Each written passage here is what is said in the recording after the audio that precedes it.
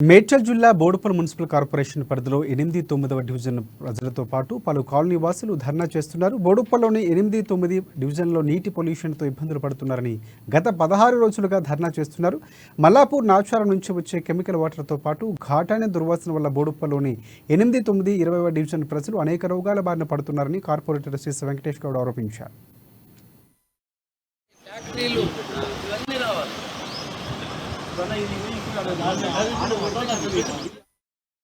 నల్లచెరు నుంచి రాచెరు వరకు box drain పూర్తయితేనే సమస్య తొలగిపోతుందన్నారు. శుద్ధకుంటలోకి వస్తున్న కలుషిత నీటి కారణంగానే తీవ్రంగా ఇబ్బందులు పడుతున్నామని స్థానికులు తెలిపారు.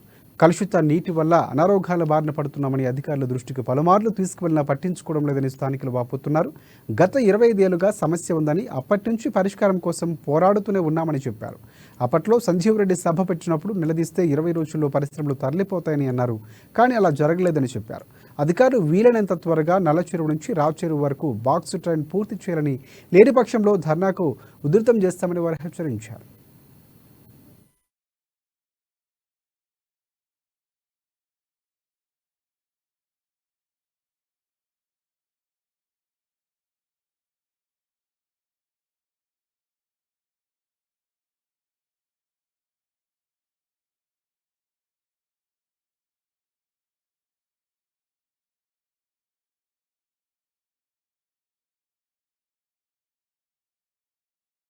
ఆ పైప్ లైన్ బ్లాకింగ్ చేయడం జరుగుతుంది.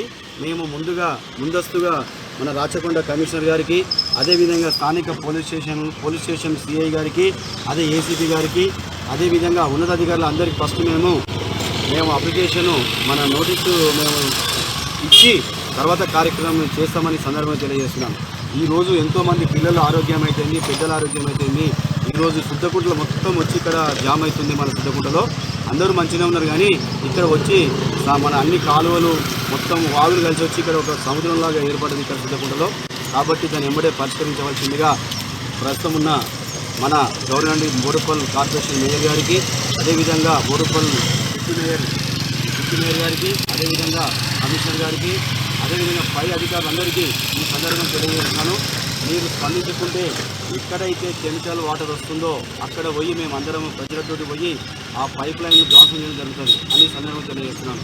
ఈరోజు 16 రోజుల నుంచి కూడా మా ఎనర్జీ ప్రజలు ఎంతో పెద్ద ఎత్తున ధర్నా కార్యక్రమం చేస్తున్నారు. కావున ఇప్పటి వరకు ఏ అధికారి స్పందించలేదు. దీని వెంబడే